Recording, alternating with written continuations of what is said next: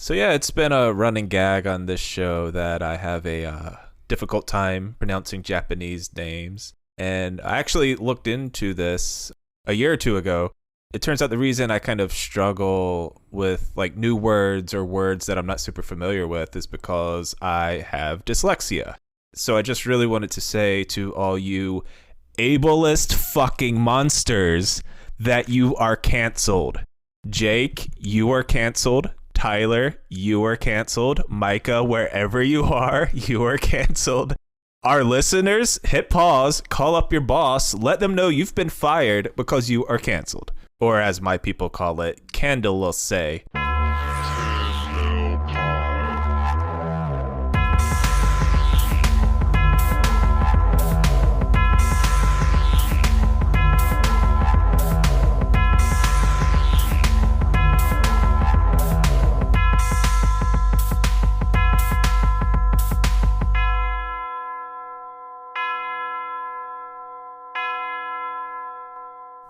Actually, I cannot be canceled. I, too, am dyslexic, so go shit. fuck yourself.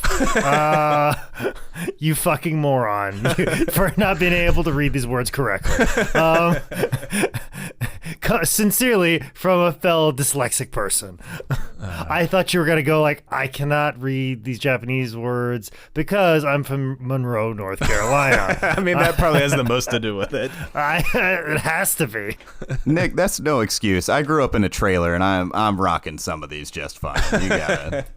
Yeah, especially when you came from a town that your fine cuisine was Jolly's Crab House in Monroe, North Carolina. That was like fine dining. It was knife and fork on Independence. So that was our big one. Or otherwise known as knife and gun until a bulldozer ran it over to expand the interstate. Hello and welcome to Ten Bell Pod. Podcastio yo yakoso. I am Nick Alexander. Nick Alexander. I am joined by American Pig, Tyler Wood. Tyler Wood. Konnichiwa, Nick. Everyone, please give a big thumbs up and round of applause to our very own play-by-play man, the Sexcalibur of Ten Bell Pod, Nick Alexander. Thank you. And I am also joined by Boy Scout man, Jake Manning. Konnichiwa. Thank you so much, Nick, for hopefully saying that correctly and not offending every. I just recently released a wonderful t-shirt design by a wonderful Japanese designer, and Haru, if you have listened to this episode, I apologize in advance for Nick Alexander for butchering your beautiful language. I tried. I did Duolingo and everything. You did. You tried. You tried your absolute best to fight your genetics, and here we are. Baka, Okay. Nick, Baka. So today we are talking about one of the all-time greatest wrestlers to ever do it, a guy with Damian Lillard level loyalty, a man with 25 five-star matches. He was one of the four pillars of heaven and a legend who quite literally gave his life to pro wrestling, Mitsuharu Misawa. I'm about ready to applaud you just for making a Damian Lillard reference in the middle of that intro. You and I are the only ones that got this on this podcast. Good luck to any of our fans who got that. But yes, extremely loyal. In prep for this podcast, I had to take like a few minutes and step away looking at the outline. And I had to like take a second and I go, wait a minute. Misawa is probably outside of Inoki and Baba for obvious reasons. If you put them aside, Misawa is probably the most important after them. And you can almost even make a debate as far as like in-ring wise. Believe it or not, like we all love Muda, but there are critiques of Muda as just being a gimmick, even though when you would take the face paint off, he was an incredible wrestler. But the level at which Misawa was wrestling at was so next level as well too. I think you could make a pretty good argument that maybe Misawa was a better wrestler than Muda. Some people would go with you, some people wouldn't. But as far as importance to Japanese wrestling, I don't think Muda has the same impact as Misawa does. And I can't think of anybody else other than, as I said, Inoki and Baba. So it's got to put him top 3, top 4 in Japanese wrestling all time. I mean, do we put Ricky Dozan in there as well? I don't know. Does Misawa make a better case than him? Possibly. So, yeah, I think as far as in-ring, unquestioned, but also to importance, I mean, unapproachable. And this is someone who never once won the spinner belt. He never even worked for AEW Developmental Territory WWE. So Tyler, you ever heard of this guy? Have I heard of Mitsuharu Misawa? Absolutely I have.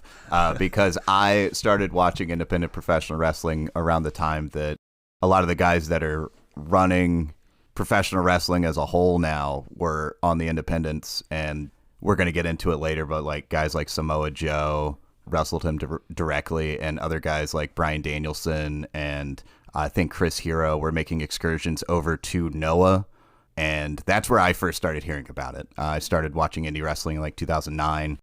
That was only like 3 years removed from Bryan Danielson doing long tours over there, and the heavy influence of Misawa definitely made me a very well-rounded teenage wrestling fan with a lot of friends. And I know we have so fucking much to get to, but I kind of wanted to bring this up. Do you think that these Japanese legends, do you think there is a level of disrespect towards them from American fans? Because if you talk to your typical WWE, WCW grown fan, you ask them to name the 5-10 best ring workers of all time, you're getting some combination of Eddie, Shawn, Rick, Brett, Owen, AJ, Omega, Danielson. He who shall not be named. If you're nasty, Kurt Angle. So unless you're talking to that sort of niche wrestling fan who's all about some work rate, or, you know, they were like born in Japan, I guess, you don't hear a Misawa, a Kawada, a Kobashi on, like, say, someone's Rushmore of wrestling when they were doing things in the 80s and early 90s that we think of today of like pushing the art form forward. Well, also too, it's probably because like those guys that you just listed, Eddie and the rest of those guys, they went to Japan, they went to Mexico, where Misawa was primarily in Japan all the time. So the idea of like, if Misawa came over for 5 years, 3 years in his prime to WCW, would it have worked? Would we just be blown away by his wrestling style, and would he be allowed to do it, and would he have people that could keep up with it? Where we clearly saw Eddie and the rest of them go from different places and adapt and change and work within the confines in which they were given. So I mean that's the valid argument against that. But at the same time too, like Misawa was such a big star in Japan, he didn't have to adapt because he was that big of a star there. And why would you leave that? It's like the old thing of Ole Anderson. They used to knock Ole for staying in Georgia and the Crockett territory. I'm like, well, you never really tour the rest of the territories. And he's like, why would I? I was making a shitload of money in Georgia. Like, I'll continue to do that. So I think there's a little bit of that. But at the same time, too, when you talk about fluidity in the ring as a wrestler, I think Bret Hart is at the top of that list, and Misawa is of that same level. It's interesting to think about it, because I don't think it's from a place of disrespect that they don't include them. So much professional wrestling and what people get out of it themselves is based on their own personal experiences. And sometimes the reason that people are drawn to people for things outside of, like, you know, work rate or things like that is for the intangibles and like the bit of themselves that they see in the wrestlers. As far as like the Mount Rushmore, I think it's like, it's a little too hard to simplify everything. I do think we have to look at it from different styles too, and like different styles, different eras, and kind of break down a Mount Rushmore of each. Cause it's hard to, and it's like this in like real sports, that it's hard to compare people of different times, different eras, and different organizations directly with one another, because the things that you're grading them on are so different. All right, so Misawa is a wrestler we could easily spend 10 hours on, and that's just me trying to pronounce the names. Oh, self-roast. So, maybe we could revisit Misawa in the future, but today we're going to kind of play the hits, talk about the big moments, the big feuds that made him a wrestling icon, because there's no Misawa shoot. His career's mostly pre-social media, and Japanese wrestlers from this time kept their lives very personal by design. So there's no real big life story to talk about with Misawa. Jake didn't wrestle him. Tyler never got 3 pictures taken with him on the same day. So this is just going to be 3 wrestling fans talking about wrestling, which is ugh. I've never agreed with anything you said more in your life. I think you nailed it. This is going to be just 3 marks talking about wrestling, just like every other podcast in the world. So buckle up, folks, for the most milquetoast, blandest wrestling conversation you've ever heard. Hey, guys, I think I know how we can fix it. What if we assign our own star rankings to each match that we've seen? Mitsuharu Misawa was born June 18th, 1962 in Yabari, Hokkaido, Japan. So apparently, Misawa did not have the smoothest of childhoods. His dad was an alcoholic and he was abusive and once stabbed his mother, so very similar to the origin story of New Jack. His parents eventually split up, with Misawa's mom taking him out of that bad situation. But throughout Misawa's dramatic childhood, he found an escape through pro wrestling, as a lot of us did. He especially loved AJPW, which is, of course, Japanese for All Japan Pro Wrestling, pronounced acronym. His favorite wrestler was Czechoslovakia's Horst Hoffman, and Misawa loved him so much that he actually styled his green attire after Horst. Tyler, what are your memories of Horst Hoffman? Half man, half Hoffman. Half man, half horse. He was one of the best to ever do it. And, if I could go back in time and ask him one question, I'd be, why the fuck is your name Horse? Horse with a T. Oh. Horse. I can't remember who it was, but I remember somebody had a story how they almost got in a fight with Horst Hoffman out of some shoot, and they were just saying oh, he was doing that German bullshit, and I fucking wanted to slap the shit out of him or something like that. When really he was Czechoslovakian, but he was probably speaking Deutsch, so it probably sounded German. So, but I remember somebody threatened to beat him up. I can't remember who told that story. I didn't expect myself to pull that name out of nowhere, so I don't remember who told me that story. Horst Hoffman is a man that does not know how to smile. He's Czech. What do you expect? I'm part Czech. Does it all make sense now? Actually, yeah, it does. Because he's definitely trying to smile in some of these, and he's just got his upper lip raised. Yeah, exactly. And that's why I have the mustache, so you never know that my upper lip is even raised at all. Misawa actually went to the same high school as Toshiaki Kawada, who was a year younger than Misawa, so that's kind of fun. And they beat the shit out of each other every day in grade school. Just stiff slaps to the chest. Little did they know they'd be doing that for the next 20, 30 years. So in high school, Misawa amateur wrestled. He actually won the National High School Championship in 1980, although I couldn't find the match where he dropped the title. All right, if this is all this is going to be, I'll see you guys later. This is just Nick masturbating into a microphone right now. Misawa, he didn't really love school wrestling. He mostly just did it to prep for pro wrestling. And I think a lot of us got swerved by this shit. You hear there's a high school wrestling team and you show up and it's just a bunch of dudes jogging in trash bags. And they don't have the basic human decency to use pyro for their entrances. Just ugh. As he had been planning to do so from the age of 12, as soon as Misawa got out of high school, it was right to All Japan Pro Wrestling training camp by March of 81. There, he was trained by the Magic Dragon and the Great Kabuki. He also gives a lot of credit to Dick the Bruiser, Baba, Dory Jr., and Lou Thez for helping him along.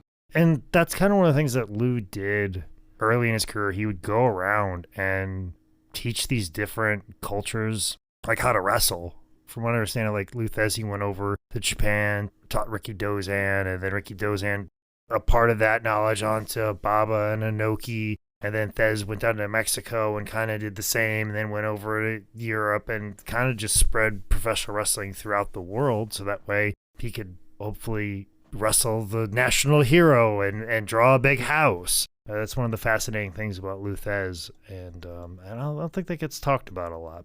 And maybe I'm hearing it wrong, but I remember that was always the story with Lou Thez. He would go to a different country, take somebody as a student, teach them how to wrestle, and then they would impart their knowledge upon people, and then those people would become bigger draws, and then Lou Thez would come back and then have somebody to wrestle and somebody to work with and several opponents, and then draw big money in the different countries across the world. Was that the same business plan that Jeff Jarrett and Sanjay Dutt had for Ring Ka King? No, it was the same plan for Global Force Wrestling, though. I understand. So, I gotcha. Yeah, there you go. That's what they were going for, because it's global and it's a force to reckon with. So, Misawa made his professional debut August 21st, 1981, in All Japan, of course, losing to Shiro Koshinaka. And most of Misawa's early matches hang out around like 10 minutes or less. And for the first 2 months of his professional combat life, he lost them all. Until October 9th, when he was on the good side of a tag match. Jake, who was your first win against? Ooh, I don't know. I think it was... His name was Steve. Austin?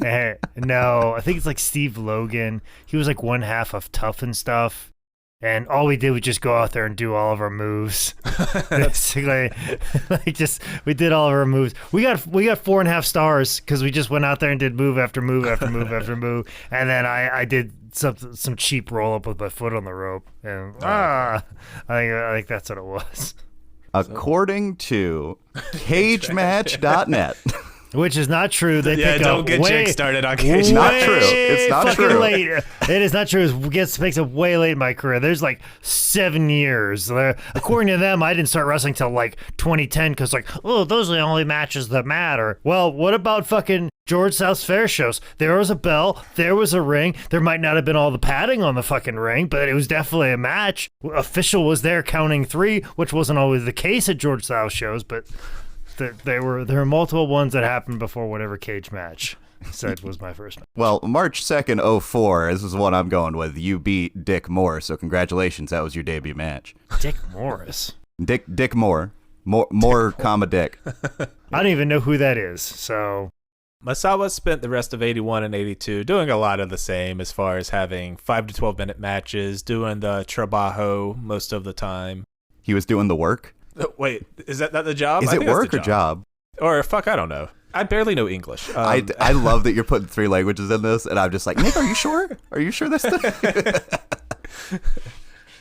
Around late 82, you start seeing Misawa grab a win here or there, and he's doing some work with like some North American visitors like Chavo Sr., you got Jay Youngblood, Dos Caras from Mexico comes over, so there may be like testing crowd reactions to when he wins, or at the very least, they trust him to not like hurt a visitor when they come over.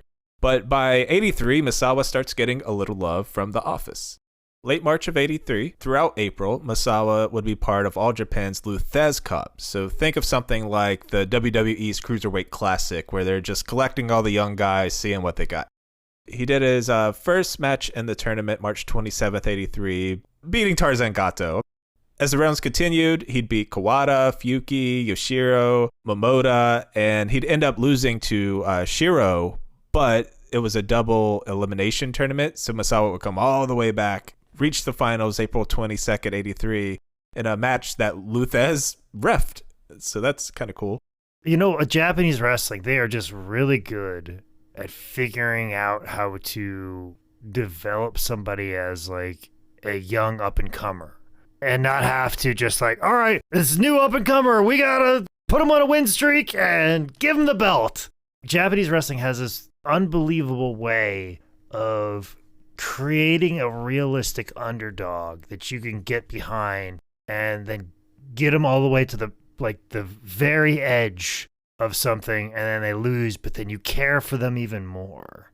It's really remarkable what they do with a lot of the young lions and other people like that. You saw what they did with Muto, whereas like he's mostly just get shit beat out of him, and then a famous guy puts his arm around him like, I'll be your tag partner. I, Tony Inoki, will team with you, Kenji Moto, and we will go out there and take on the top tag team, and you'll look great and you'll look fantastic. And because I've put my arm around you, you're now a star.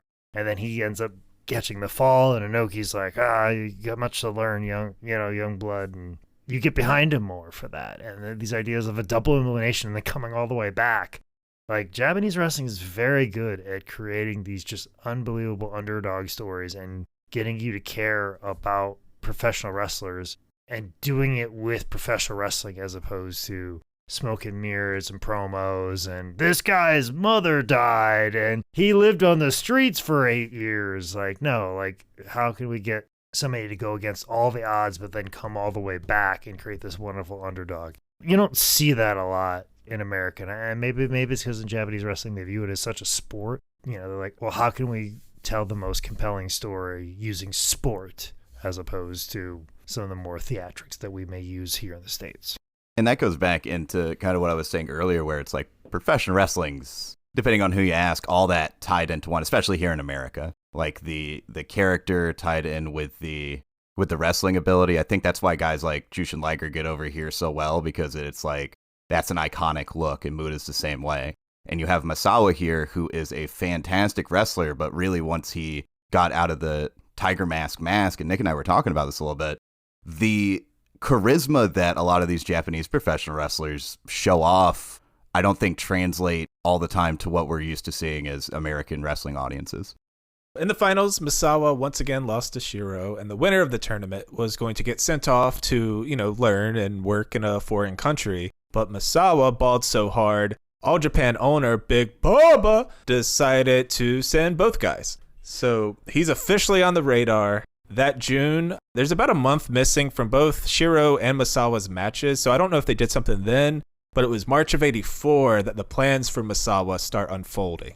Was that a reference to Biggie Smalls? There was a local comic. Jake, do you remember Big Baby? Big Baby, yes. Yes. So I've just always said Big Baba in his cadence. I gotcha. I was thinking, I love it when you call me Big Baba. That's what I was thinking. Yeah, should have got there. Yeah, it's okay. But you can still keep doing it, and people can think what they want. Only open mic comics in Charlotte will know what you're really getting at, but then the other 99.7% will be like, nah, he's making reference to Big Papa. Before we get too far out of this, Jake, you touched on it a little bit, but would you be a fan if American wrestling adopted a little bit more of the young lion coming up through the ranks, paying your dues or else form of training? Would you like that if that came to the U.S.? A little bit, because it's a little bit of a thing, but we're Americans. We'll go against the grain every chance we get. That'll never happen here. It's more about being loud and obnoxious and who can make the most noise. And if somebody goes to a wrestling school and he's a dick, he's obnoxious, he's cocky, he hurts people, is only concerned with doing his cool moves and not catching everybody else for their moves, and make sure he puts video clips of him doing cool moves only, talks about how great he is on Twitter, and then a wrestling trainer comes out and goes, this guy's awful and horrible and this is what I mean, then that'll put eyeballs on him, that'll make him more famous, and then all of a sudden he'll be a Wrestling on Dark and get a WWE tryout. Oh, you're giving me enough information to do some digging. Go ahead and dig. There's like 20 guys that are like that.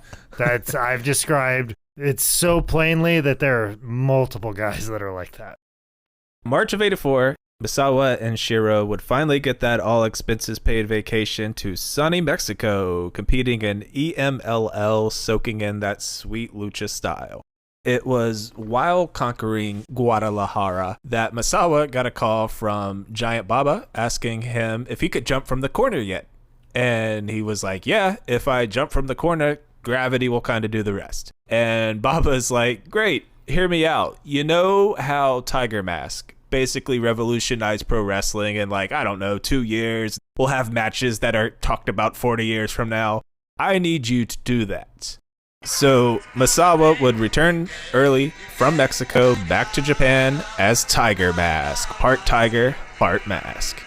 For those that don't know, Tiger Mask was a manga character from the 1960s that New Japan licensed for a gimmick in the early 80s played by Satoru Sayama. And Sayama had those iconic matches with Dynamite, amongst others, because every time he stepped in the ring, it was fucking incredible. However, Sayama would leave wrestling altogether over people always asking, who is Tiger Mask instead of how is Tiger Mask? And that led to All Japan buying the rights and giving the gimmick to Misawa, who was more or less like, man, I don't want to do this fucking bullshit. It's definitely a departure of styles, but Sayama he was one of a kind, generational, unbelievable in every aspect. Like, I don't even know what you could compare it to in any other sport. I always think Barry Sanders because he was so good for such a short period of time and then dipped. Yes, probably the best way to put it. It's probably like taking Jamal Charles and telling him he has to run like Barry Sanders. Jamal Charles, Pro Bowl player for the Kansas City Chiefs, but he is not Barry Sanders. Or Jamal Lewis, completely different runner altogether. Very grounded pound guy, led the Ravens all the way to the Super Bowl, but definitely was not Barry Sanders. That's the only way to really equate it. But that's one of the things that Misawa had to do was take this character and kind of you can tell early he's trying to fit this square peg of Misawa into the Sayama round hole, and it's not working. But it's not until much later where he realizes who he is in the midst of trying to be something else that it actually, he makes himself better because he finds himself. And you did mention that Tiger Mask was a manga property. They recently, I think it was 5-6 years ago, had Tiger Mask W anime come out. They had another version of Tiger Mask called Tiger Mask W wrestling in New Japan for a bit, and that was Kota Ibushi. Little fun fact. That's cool. That crossover, brother. Gotta have it.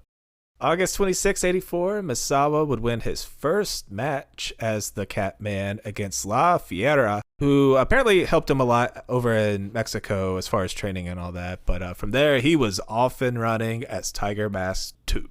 Tiger Mask would go on a crazy winning streak, so kind of polar opposite from his previous All Japan experience. He almost always won if it were a TV match. He'd tag with and face Davey and Dynamite, which is kind of cool.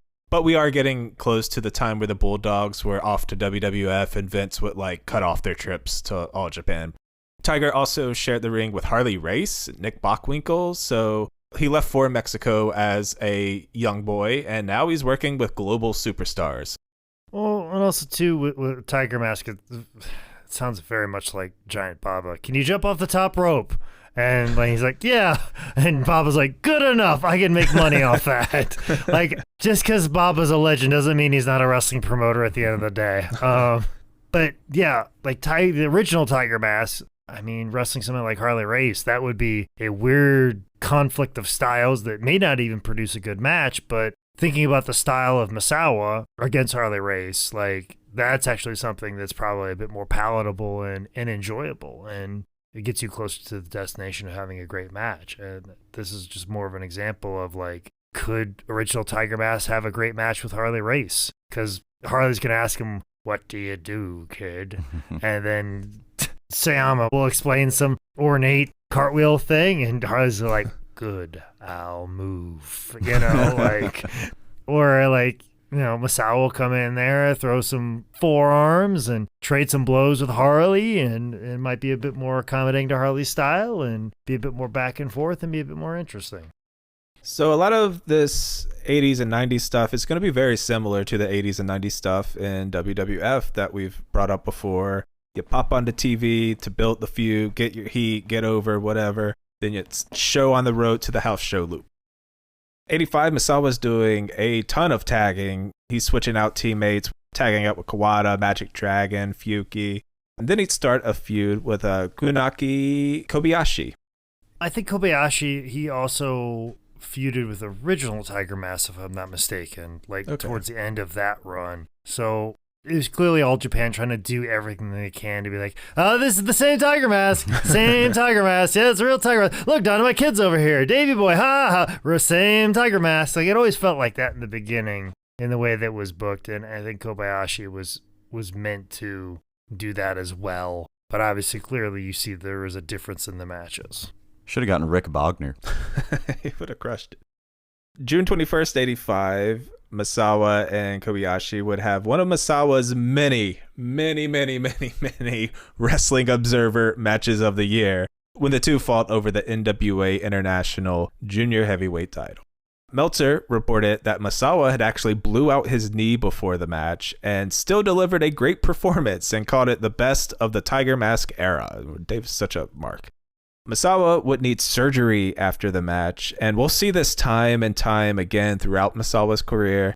Some of it could maybe be genetics. A lot of it could just be the brutal way wrestling hits your body after 3,000 matches.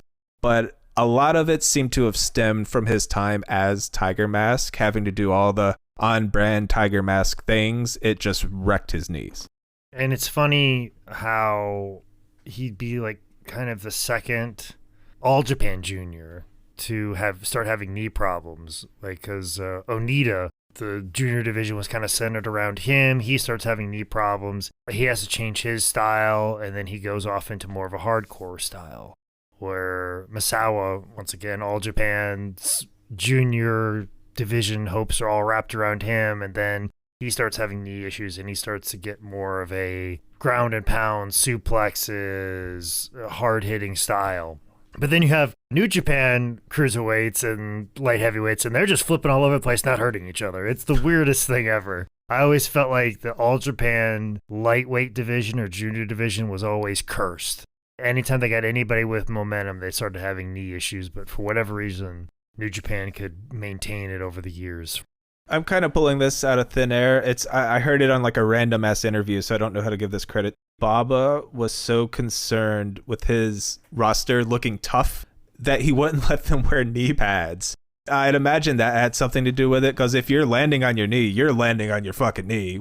It's funny that we're talking about kind of the clashing of styles of the original Tiger Mask versus how Misawa does it. There's a match on YouTube that I watched. It's him versus Chavo Classic from 85. And there are times where Misawa doesn't seem nearly as fluid. It's a very short match, but he just doesn't seem nearly as fluid as he does, especially in his later years, even though he's in his prime. And I think some of that can be attributed to him trying to fit the Tiger Mask mold a little bit. He's also, like, there are times where he's working extremely light, and I don't know if it's because he's working against someone who isn't also Japanese or maybe isn't in the promotion all the time or what, but, like, there were a couple of elbow shots to the shoulder. I'm like, man, what are you doing? I've seen you try to kill other people. After recovering, Misawa was back under the cat with mutton chops hood by August 31st when he faced Kobayashi again for the title, this time winning with the Tiger Suplex 85. Armed with his first title, Misawa was getting right over, so it was time to start tagging with the big dog, Giant Baba. They'd face Kobayashi and various partners. They beat Tim Horner and Toru Kamada. Misawa would also tag with Kawada some. And October 28th, 85, Misawa defended his title successfully against Chavo Sr. So, yeah, maybe the Mountain Goats should have wrote a song about fucking Misawa. After that, it was back to the tag scene, wrapping up 85, getting all the way into 86.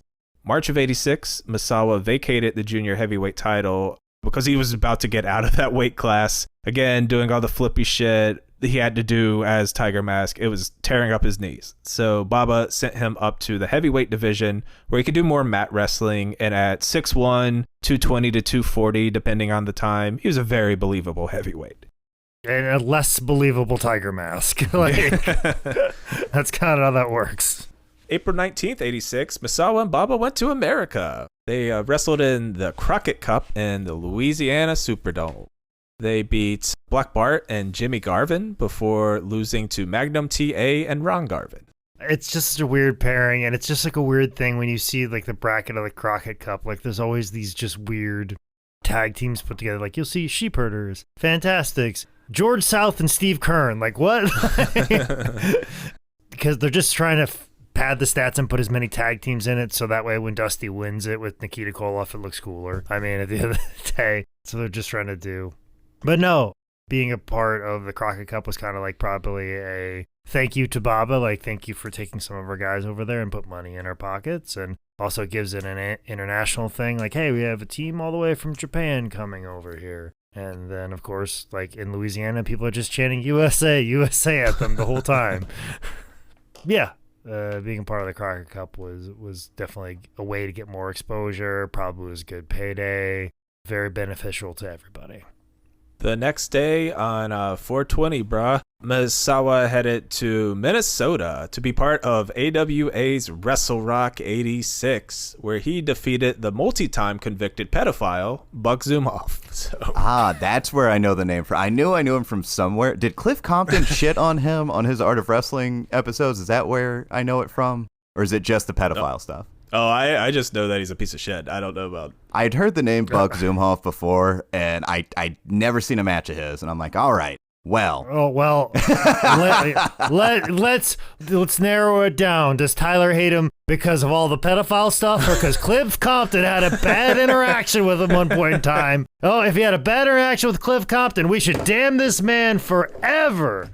He should be blackballed. Nobody talks bad about Cliff Compton. This pedophile stuff, we can probably forgive. But, just saying, if he had a bad interaction with Cliff Compton, heaven forbid, blackball this man from professional wrestling forever. That was a shot in the dark. I don't even know if it was a bad interaction or if he talked about him on his trip over, like the tour he did in Africa. Buck Zumhofe was not going over to Africa with him. Okay. Like, that is 1,000% not a thing.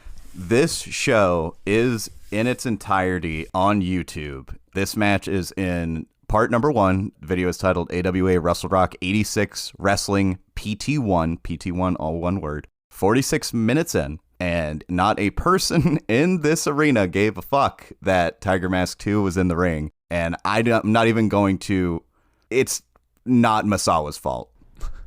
He finally pulled out a tope, and that like got some applause. Also, the layout of this arena, it's huge. It's 50 to 60,000 people, and this is 45 minutes into the show starting. There are many empty seats. So like, I think I kind of equated to a comedy show a little bit that, you know, with wrestling, there's a give and take with the audience. And when you have something like this, it's a giant arena, not everything's filled out, and like they don't have the production quality of a WrestleMania or anything that Jim Crockett Promotions is doing at the time, and it shows. It's an awkward thing to watch.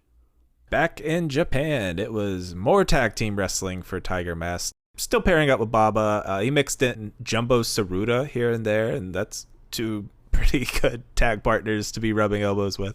Baba and Tiger Mask wrapped up 86 in the Real World Tag Tournament.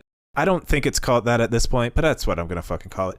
They took on Ted DiBiase and Stan Hansen, Rick Martel and Tom Zink, and the Funk Brothers, so that's fun. Misawa breaks off for singles matches here and there, but there's a couple years now where it's like mostly tag team wrestling. Jake, do you know why they did this so much in All Japan? Because it's not like the Road Warriors versus the Hart Foundation, like official tag teams. It seems like so random. Just pairings of people, like, we need you in tags now, or we need you in singles now. I don't think it makes a whole lot of sense. To them, it probably did. I mean, because you would get, like, gosh, who did Tenaru used to team with? I think Tenaru and Shoshu would team up. Like, we had 2 bigger stars and then put them together. And like, oh, well, they're a big tag team now. Let's get Bruiser Brody, Stan Hansen together. Big tag team now. Because they were doing that a lot with Americans when they would come over. They would come over and then the Americans have a single match. Then they put them in a tag match, which would make it bigger. And then make it maybe a 6-man tag or something along those lines. So they were doing a lot of that with like Americans, so they probably did with their own talent as well. There's just something about Japanese professional wrestling. You see it now too. There's just something about like they really believe in large tag team matches too. Like you'll see 8-mans to open up the Tokyo Dome shows every year, and it's like some of that just like paying homage to older wrestlers and things like that, because I'll see like a lot of those guys just getting, guys that from the 80s and 90s getting spots on those early tag matches. Yeah, I mean, it puts these guys on the show because they're basically an entrance now, but put them in 8, man. Let all the kids do all the work. Mm-hmm. I mean, that's why Baba was teaming with Tiger Mask. And that's why I almost teamed with Italian Stallion one time, if you've been listening to our Patreon episodes.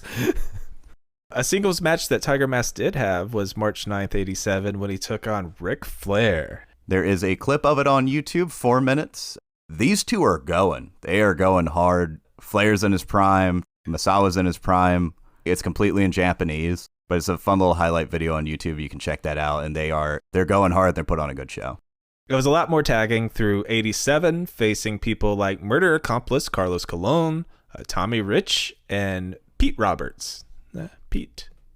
July 3rd, 87, Misawa and Tsuruta beat Ted DiBiase and Stan Hansen for the PWF World Tag Team titles. They just held them 8 days before dropping them right back off to them. But anytime you get a W over Stan in Japan, it's a big deal. But then Misawa beat Ted heads up July 19th.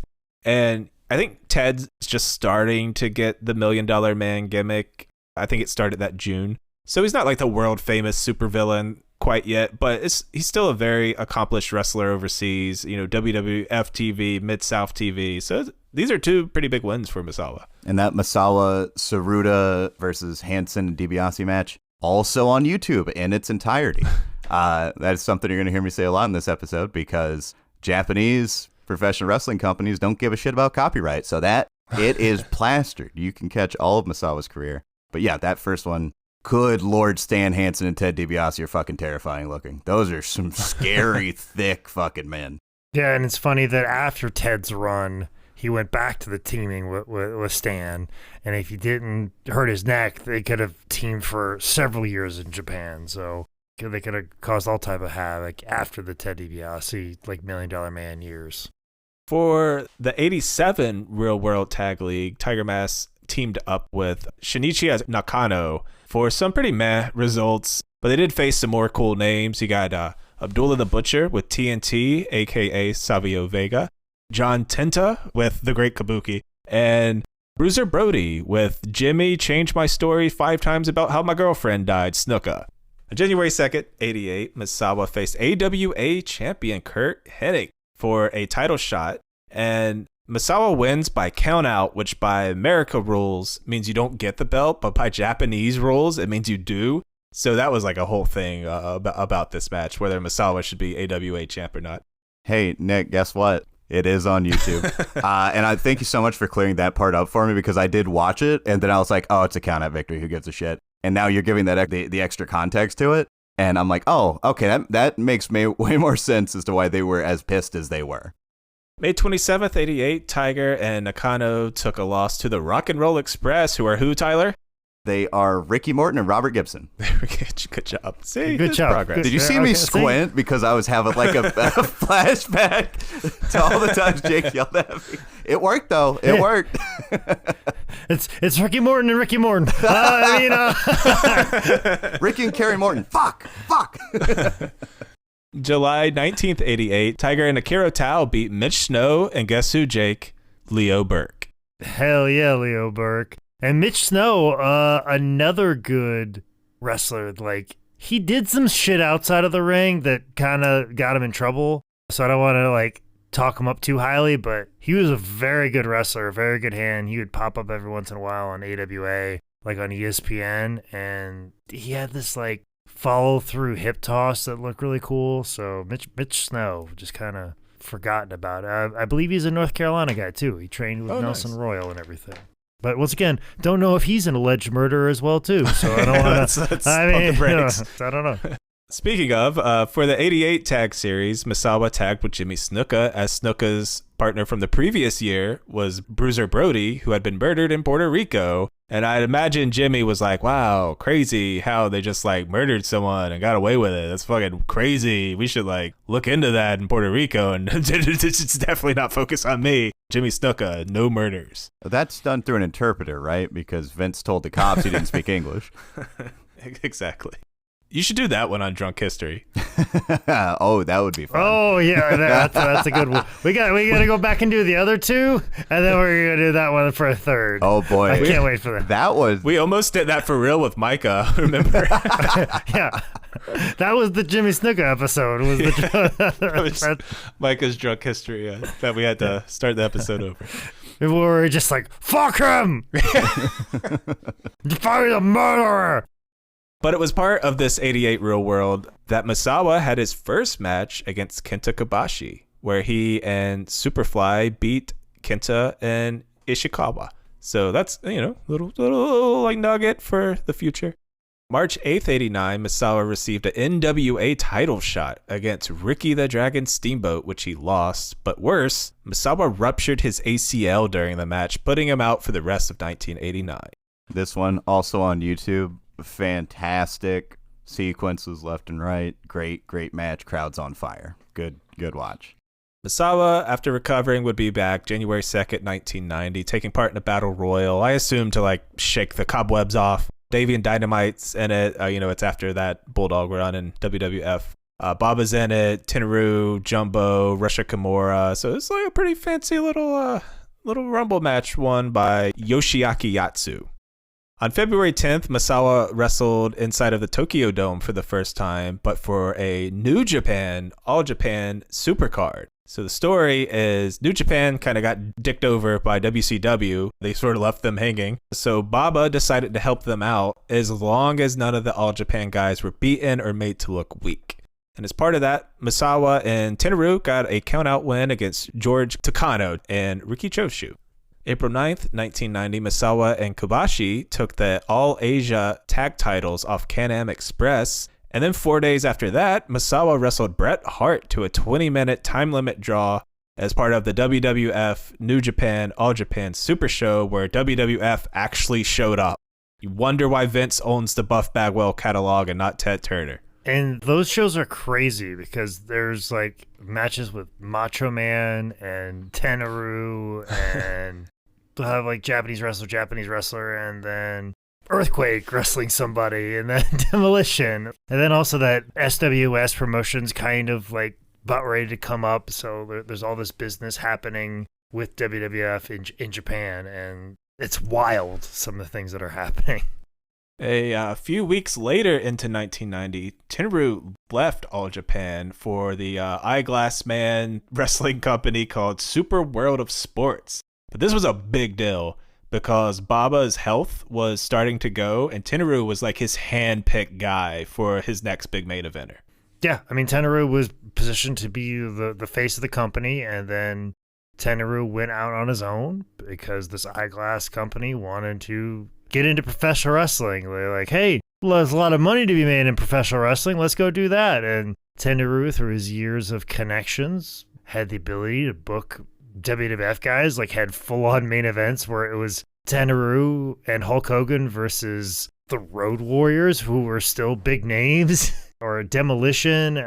Just some of the craziest matchups ever, and they ran some of the biggest shows because this eyeglass company was funding it. And from what I understand, it would have continued to be a thing if the economy in Japan didn't crash. And when the crash happened, it couldn't support 3 major wrestling promotions. So somebody had to go, and the less established one went.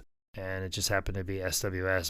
And then towards the end of those runs, you saw Shawn Michaels wrestling singles matches when he's still a rocker against George Takano and various other people. And then of course from SWS you had War, and then down the line. Come on, SWS, you got to get on it. Get the Yakuza involved. Get that money flow going. Come on, it's good for business. Good for business. No, the Yakuza ran the buildings. That's a distinction. Thus, they worked well with the wrestling companies. I love the idea of fast forward to 2023. If that had worked out, you have one major Japanese wrestling promotion that's owned by an eyeglass company, and you have another major Japanese wrestling promotion owned by a fucking video game company. And I love the idea of them feuding. It's just, I want every wrestling promotion to be owned by something a little weird. Except for TNA and Panda Energy, that didn't work out. Well, don't worry. I work for a company that's owned by a professional football team. So with Tenryu gone, Baba needed a new main event star, and that's when he called up Tiger Mask and was like, hey, can you jump from the post yet? And Misawa was like, yes, Baba, for fuck's sake. This all led to May 14th, 1990, when Misawa's career would take off. During a match with Kawada against Yoshiaki Yatsu and Samson Fuki, Misawa got Kawada to unmask him. Misawa took off the mask, he tossed it out of the ring, beat some ass, and Mitsuharu Misawa was reborn. Yeah, and it's like a very pivotal thing where he's just like taking a mask off is like very ceremonial. It's big. You lose it in a match, like, oh, I don't want to lose the mask. He just like rips that motherfucker off, throws in the crowd, and just starts beating everybody's fucking ass. Like, it's so out of the norm of what you see in a masking of a wrestler that it's like, what the fuck is happening? Like, it leaves a lot of questions, everything. And that's the desired response, is to give them a lot of questions. And Misawa proceeded to beat questions into people as soon as he tossed that mask out into the crowd. After they won the match, Misawa challenged Jumbo Tsuruta to a singles match. And with Tenryu gone, and aside from Baba, who's, not quite being a main eventer at the moment, Jumbo is the man at this time. So Misawa's going straight to the top. Kenta and now Misawa defended their All-Asia Tag Team titles against Johnny Smith and Davey Boy, and then they vacated them because Misawa was about to be off to greener pastures. On the build to Misawa Tsuruta, they had a ton of six-man tags, with Misawa having partners like Kawada and Akira Tao, facing Jumbo and partners like Fuki, Great Kabuki, and all this is going to eventually end up being Misawa's Super Generation Army versus Tsuruta's Gen Stable. And it's kind of like an old generation versus new generation type thing, where like, where are the new crop of guys coming up? And they were going to be the main eventers of this company in the future. And Misawa was leading the charge in front of them all and taking down the well-established Jumbo Tsuruta. So he was always trying to get to a point of taking down Tsuruta, and the idea of like, he's got to take down Tsuruta for the rest of these guys to succeed is kind of what we're building to, and building to a match with Jumbo Tsuruta and Mitsuharu Misawa. I have a little bit of a sidebar. Do you have to be a giant man to run a Japanese wrestling promotion? Is that Misawa's the standout there? He's not a small guy, but you've got Antonio Inoki and Giant Baba, and then you have Jumbo Tsuruta, and like a lot of these names are very spot on. Well, Inoki is kind of he's a decent sized man, but he has a giant chin. That's Yes. You have to have a giant something, or be a giant yourself, like Giant Baba. You have the giant chin. So Jumbo Tsuruta has to have a massive dick, and that's what put him in the running for all of that. That puts him at the forefront of Japanese wrestling. That's what Tsuruta means in Japanese, right? You're Jumbo Tsuruta. Like, he's... Then, on June 8th, Misawa faced Tsuruta 1v1 in the main event to cap off 1990's Superpower Series tour. And apparently the story behind this is when Baba arrived to the building, he heard fans already outside chanting, Misawa, Misawa. That and Misawa's big merch jump led to Baba giving Misawa the thumbs up and letting him win over Jumbo in a 24-minute match that night. So now Misawa's not just a fan favorite, he's a star.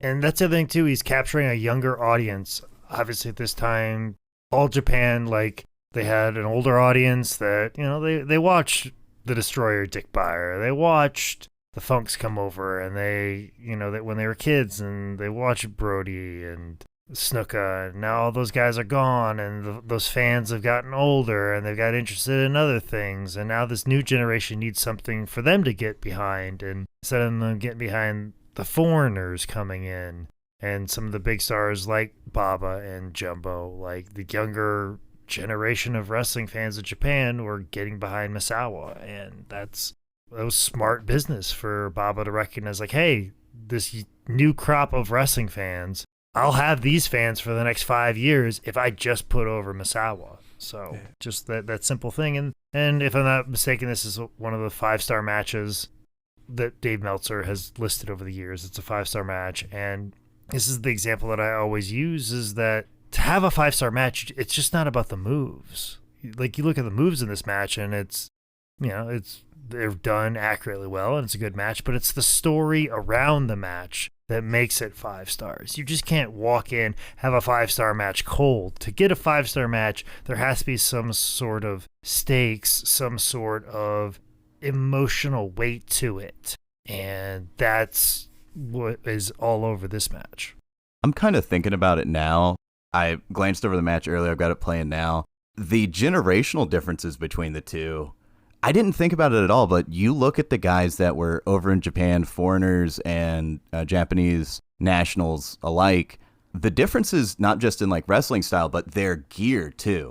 I've never looked at Misawa over the years and been like, wow, that guy has like such a unique look. His ring gear is so amazing. But when you look at what was going on in the decades preceding that, it was just black trunks, black boots. Yeah. That's it. You're in there, you're going in there to kick ass, and that's fucking it. And the fact that he's got these long green tights accented with white, and he's got these beautiful silver boots, I'm sure that attributed a little bit to him being able to stand out. Yeah, definitely. Misawa's win over Tsuruta marked the beginning of this big Super Generation Army versus Tsuruta Gun stable that led to, God, I don't know, 200 matches between the two. It's just they went at it, house shows, TV, all of it. On July 27th, 90, Misawa challenged Stan Hansen for the vacant Triple Crown heavyweight title, and this title is the Pacific Wrestling Federation World title, NWA United National title, and NWA International Heavyweight title. Misawa lost, but this will not be the last time he's in that title scene. Crowd is fucking hot for this one. They are on fire. I do have a technical question for you, Jake, when it comes to moves. I heard a Japanese commentator call a basic like overhead suplex a brain buster, and like what constitutes it becoming a brain buster? Is it like how close to landing on your head it is, or because it seems like it's definitely that's evolved over the years. A suplex, like a vertical suplex, you pick a guy up and you secure him down on his back. The idea of a brain buster is you drive downward to have him land more on his head or his upper back. So it's instead of it going up and like going from moving somebody at 180 degrees or more, getting them up to 90 and then dropping them straight down. I gotcha. If you want to get super physical with it, but most guys are like, oh, just drop him on his head, dude. Like this did kind of seem like one where it wasn't like fully up. It was just like it landed closer on his head than his back, and I guess the guy was just like, fuck it, brainbuster! I just went in down in Japanese commentary, brainbuster! In 91, Misawa debuted a new move, the Tiger Driver 91, when he beat Tao on January 26th. And I like the updating a move with a variation each year. Like, Carlin put out a new special every year. Wrestlers should be updating their moves every year. I want to see a Superman Punch 22. Scratch his balls before he does it or something. Jake, do you have any Man Scout named moves? I mean, like, people always ask that. I'm like, nobody's going to listen to your stupid commentary, Mark. Like, that's like, the places that, like, that people do listen to, they never ask for my moves. They never care. Okay. But then the places that nobody's watching this shit, I'm like, fine, end of the nature trail. And they're like, okay. And they never ask what move that is. So, like, go ahead and assign that to anything. What's the name of the one where you do the Scouts pledge hand gang sign as you're falling off the gang sign? What do you mean gang sign? whatever it is, man. I don't know. You do that as you're like doing the just trust fall. Yeah, trust fall. Yeah, trust fall. Okay. Don't fuck around. You know what, Jake? You know what I'm gonna do? I'm gonna study your matches. I'm gonna come up with a list of some names just for your moves. Okay, go do that. Fine. I'll be just as over as I was before you did all that work. So,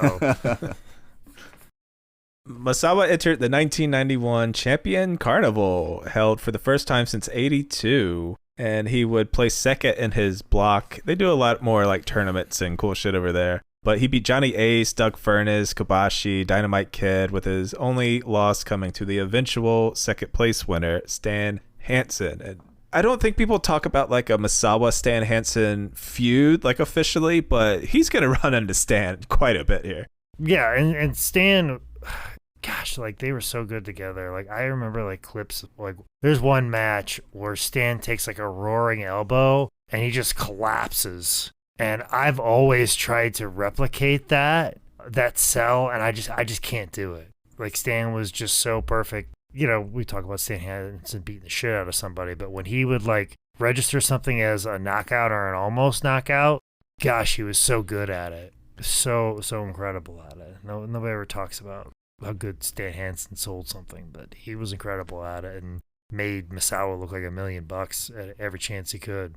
I know the exact spot you're thinking of. I feel like part of the Japanese style is that they did the pro wrestling moves, but it felt more like a MMA fight. They really go after like some straight up like selling and acting. Yeah, Jake mentioned it earlier. He said that they treat it a lot more like a sport, and it comes across at times. And other times it's a little too like, all right, guys, you can have a little bit of fun. It's okay.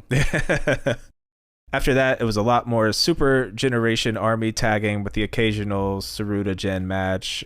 That led to Kawada and Misawa beating Dr. Death and Terry Gordy for the All Japan World Tag Team titles on July 24th. They made a defense against Saruta and Tao September 4th, with Misawa historically forcing Jumbo to tap.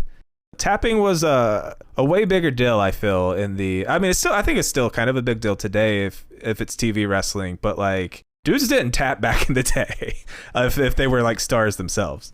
Yeah, they were very particular about protecting themselves at all costs, and like Roddy Pepper's like, you never saw me submit ever, don't you ever do that. It was always like a big deal, like you never saw it. Where now it's like, ask a guy what his finish is, like, oh, this, and you just tap. I'm like, yeah, sure, yeah, of course I would. No problem. I never think twice about it.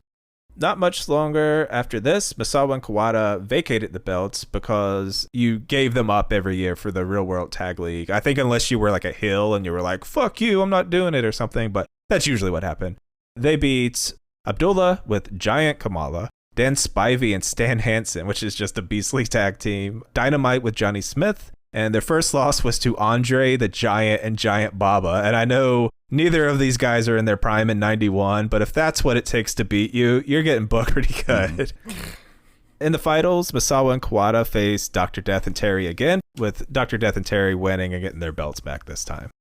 On August 22nd, 92, Misawa finally beat Stan to win his first Triple Crown championship. Massive win in terms of credibility and just further increasing Misawa's like massive star power at the time. Misawa and Kawada would tear through the 92 Real Tag League and win their second tag team championship, but they did drop the belts in their first defense on January 30th, 93 to Dr. Death and Terry Gordy. And they dropped these belts so quickly because the Misawa Kawada team was about to split. So this was around the time that Jumbo left after being diagnosed with hepatitis. So Baba split Kawada and Misawa, with the friends becoming enemies and Kawada forming the Holy Demon Army with his longtime blood rival Akira Tao. The story here is that Kawada wants out of Misawa's shadow so bad that he's willing to join forces with someone he hated to do it.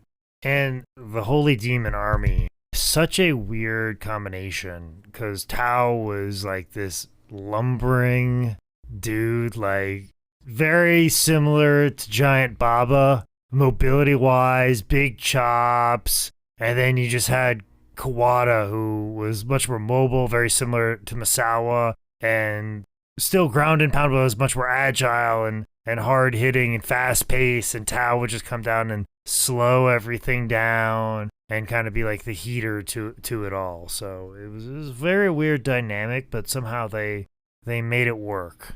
The Super Gen and Holy Demon armies would face throughout 93, with Kawada and Misawa breaking off for a Triple Crown match on July 29th, which Misawa won. And so begins the long journey for Kawada to one day finally beat Misawa for the title. Misawa beat Stan Hansen on October 23rd, but during this match, Misawa broke his breastbone. And he only missed 2 weeks. He was back in time for the 93 Real World Tag League. And I think now is a good point to bring up. Misawa is a fucking maniac when it comes to working with injuries. He's like one of the toughest men to ever walk this fucking earth. There was no load management. If he was breathing, he was wrestling. And I believe a lot of this has to do with working under Baba, who like famously only missed something like one match his entire career. These old Japanese fuckers are built completely differently. My God. Yeah. They are built like a 1970s Oldsmobile. They do not fucking stop. It's terrifying. And you had to. You know, the whole company's riding on your shoulders. Yeah. Wrestlers in general at this time, like, if somebody goes down, the whole company could go down. When Jerry Lawler broke his leg playing tackled football, everybody in the territory was pissed. Because, like, fuck, what are we going to do? Lawler was the one drawing these houses. Now my paycheck's fucked. Because Jerry's off playing tackle football and he gets hurt playing with one of the referees. My paycheck's going to reflect less now because we don't have one of our biggest stars in the area. That's how guys viewed it. And if you were one of those top guys, you took it as a point of, I got to make every one of these towns. I got to make sure that I'm there so these guys can eat. This is something that we're still talking about today with the fragility isn't the right word, but injury rates with wrestlers because of some pullback on the amount of dates that people work. I've heard that, you know, the bodies can't build up the calluses to the repeated in-ring work, you know, working 5-6 times a week like they used to. Now they're working 1 to 2 times a week. Jake, do you see any credence to that? Oh, absolutely. Because what ends up happening is you wrestle once every 3 weeks. You go balls the fuck out. You go see Doc like, hey, my neck and all this is really bad. They work on you a little bit. And then, like, well, you shouldn't wrestle for another 4 weeks. Okay, well, just keep cutting promos and be a TV star. And then, like, oh, you ready to wrestle this week? Nah, Doc says I'm not cleared. And then all of a sudden now it's 6 weeks. You get back in, you go balls out, you fuck yourself up again. Where if you are forced to fucking wrestle 5 days a week for your fucking paycheck, maybe you'll learn how to not murder yourself every single match and you'll learn how to work a little bit. I don't know. Novel idea. I think the thing that may cause me to retire from wrestling is not getting enough dates, because I get concerned when it's been too long in between bookings and I'm like, ooh, I'm not in good enough shape and I haven't built up those calluses to deal with that punishment, because it does hurt a lot. But that's why I like those fantasy cosplay weekends where I get to have 4 matches in a weekend and I'm like, okay, I got 4 matches in a row here. I got a match next week, and then 2 weeks from now, I feel like I'll be in good ring shape here, because I've got some ring time in, I'm working my way towards it, and then I just kind of get used to the damage. So Misawa and Kenta Kobashi reached the finals of the 93 Tag League, beating Holy Demon Army for Misawa's second tournament win and his first tag team championship with new partner Kenta.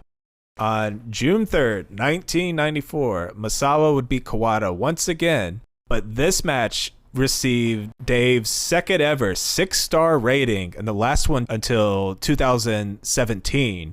And this match is cited as one of the greatest pro wrestling matches of all time.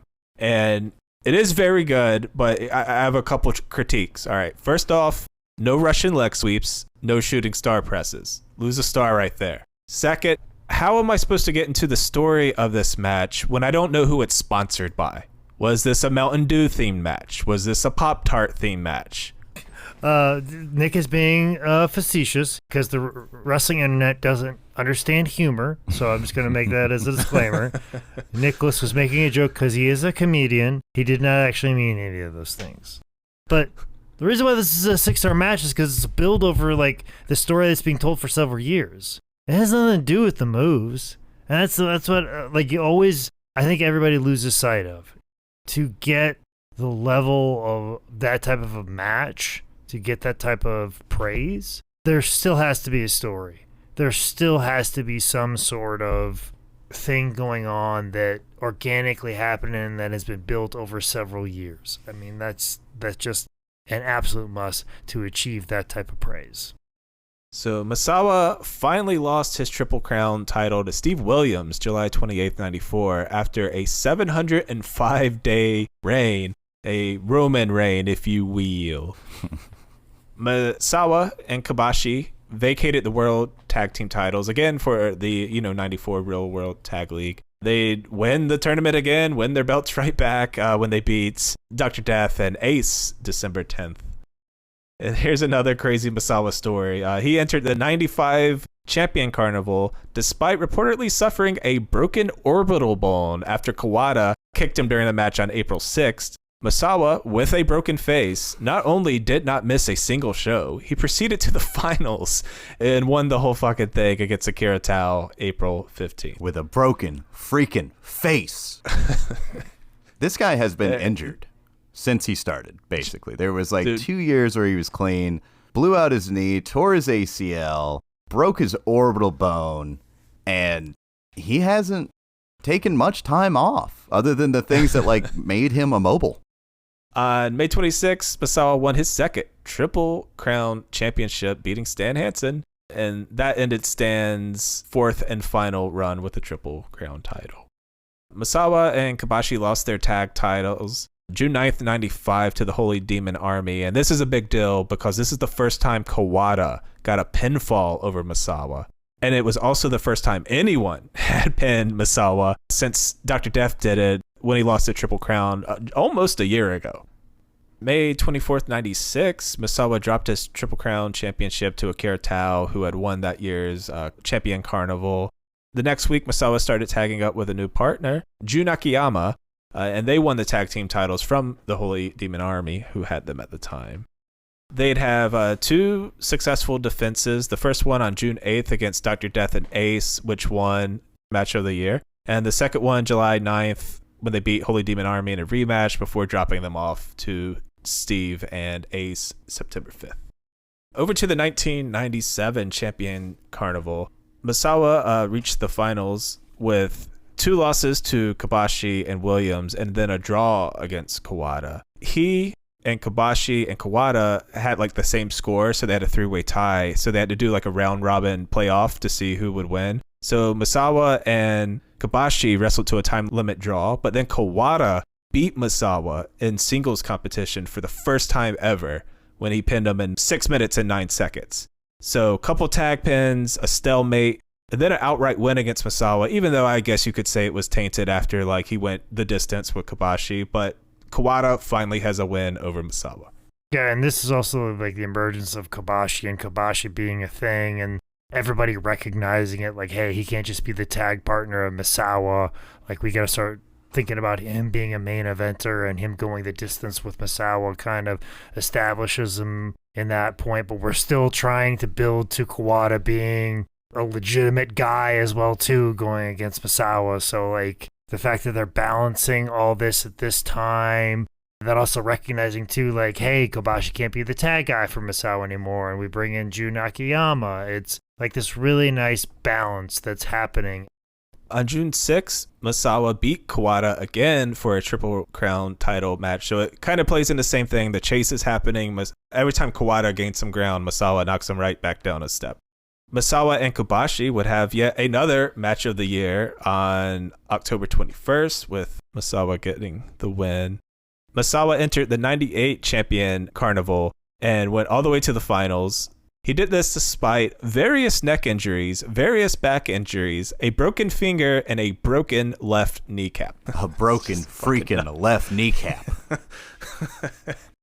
So despite this, and against all doctors' recommendations to perform surgery and take 6 weeks off, Misawa continued to work and won the Champion Carnival for the second and final time when he beat Akiyama. No fucking wonder I've never seen Misawa smile at all. The man was always in pain. It was every time he was in the ring during this era, he just looked mad. And now I know why. He was in a massive amount of pain, just standing in a ring. Especially when we get to Noah, he's just fuck, the whole time he's wrestling. He's hurt, he's old, and he works with children. The man's tired. Then, May 1st, 1998, Kawada finally got him. He beat Misawa as part of the New Year Giant Series tour for the Triple Crown title, but Misawa went into this match with 2 blown knees, a bad back, and suffered a legitimate concussion during the match.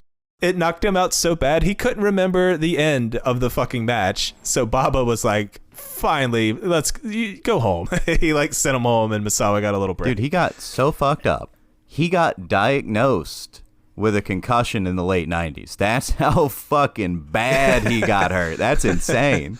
like all these matches with Kawada, like they've known each other like since they were kids, so there's a comfortability level, and it's already a snug style as well. Like if you're wrestling one of your friends, you're obviously going to hit each other harder because there's some comfort there. Because you're like, hey, if I accidentally hit you, I know it's okay. You know it's okay. Where if you're in there with a stranger, you're like, ugh, if I connect a little too hard, you might not know what that's about. But as friends, you're like, yeah, it's going to be okay. And these guys were obviously great friends because they beat the dog shit out of each other every chance they got. And Misawa's health took the toll for that. Jake, just real quick, what is your most hardest hitting match? I think a match I had with Cedric Alexander. I hit him harder than I've hit some people in a fight, and same. And I fucking screamed at him to hit me harder, like I was fucking Terry Funk. I was fucking screaming at him. I had to put ice on my head because somebody told me like that reduces concussions and head trauma. Jeez. Because your brain is swelling so much. Like I had to put ice on the top of my head to kind of slow down the swelling of what I just did, or else I'd be slurring my words on a stand-up stage at the Evening News on Monday. After a few much-needed months off, Misawa was back in late August, even though his knees were still a problem, and he said he felt only about 60% healthy. But he had to come back because the 2 tours they did without him were the worst performing in All Japan's history. I think there's something like impressive and I guess like honorable about this level of responsibility and dedication to your company. But this feeling of kind of like that weight and responsibility to fans, peers, the company is ultimately going to be Misawa's doom. It's insane. It's like an 05 to 2010 John Cena, but working a dangerous fucking style. So on top of his wrestling duties, September is when Misawa took over the booker position, apparently after he threatened to leave and create his own promotion because, you know, he's getting close to 20 years here. He's beat the absolute fuck up. And I think he's trying to like slip away to more of like a backstage role. Well, and you're looking at Baba and like, I don't know, he's standing over in the corner counting money. I kind of want to figure out how to do that. And clearly you need me because like you had the worst drawing tour without me. So he's got the power that way with the crowd and financially. Like now would be a time to make that move. On Halloween 98, Misawa faced Triple Crown champion Kobashi for the title, beating him, winning his 4th Triple Crown championship. And this match is rated Match of the Year by Tokyo Sports by Wrestling Observer. And it's kind of like that part in Forrest Gump where he's like jaded about meeting the presidents. He's like, I won the Triple Crown championship again. I won Match of the Year again. Something bit me in my kneecap. I don't feel my neck too well. Getting into the last year of the 90s, 1999. Tyler, you were alive, yes, right? Yes, I was 5. Jesus. On January 22nd, 99, Misawa lost the Triple Crown to Kawada, but Kawada had to vacate it the next day. So 7 minutes into the match, he delivered a spinning back fist to the top of Misawa's head, and he hit him so hard, Kawada broke his forearm and wrist from it. But this was the last match Baba would ever see. He reportedly called it the best match he had ever seen in his life. But then 9 days later, Giant Baba died of liver failure. Misawa did not know Baba was that sick. Like only Baba's most innermost circle, mostly his family, including Baba's wife, Motoko Baba, who ends up being a really big part of Misawa's story. You can feel free to call her Little Lady Baba. Little Lady Baba. I think they used to call her Mrs. Baba, so you wouldn't be too far off by Little Lady Baba. Motoko had handpicked Mitsuharu Misawa for the next president, but Jumbo, who was a board member on All Japan, he used his swing to get Misawa the position. So there's a little tension already starting a little bit there. So Misawa would be like the interim president while Misawa was trained on the office side of things. But as far as like creative and operations, this is now becoming Misawa's company. Misawa, while being company president, would beat Vader for his 5th Triple Crown May 2nd in the main event of the Giant Baba retirement show in the Tokyo Dome. And they called it that because they wanted it to feel like more like a ride off into the sunset instead of like a sad funeral at a wrestling show. June 11th, Misawa successfully defended against Kobashi, winning yet another Wrestling Observer Match of the year. As the president of the company, like just a thing that happens. Obviously, it happened a lot with Inoki, but Inoki could book himself against some of the best people, and obviously he'd have great matches. But Misawa's mustering up everything he have just to get in the ring and carrying his weight in the ring, and he's the president of the company, so doing an extraordinary feat in itself. This match also on YouTube. And great match. I mean, I sound like a broken record with this, but one thing that stood out for this, after the match was over, going back to how much the Japanese treat this like a sport, the post-match care for like these two guys that just beat the ever-loving fuck out of each other. It's guys immediately in there with ice, with towels, with everything that they can, because these two guys are obviously hurt. Then Misawa's 5th Triple Crown reign ended October 30th when he was beat by the man they call Vader. Hey guys, Tyler here. I told you guys I was going to rename Jake's moves, and that's exactly what I did. The comprehensive Jake the Man Scout Manning move list. Move number 1. Go to sleep outside. Sweet tent music. The badge stabber.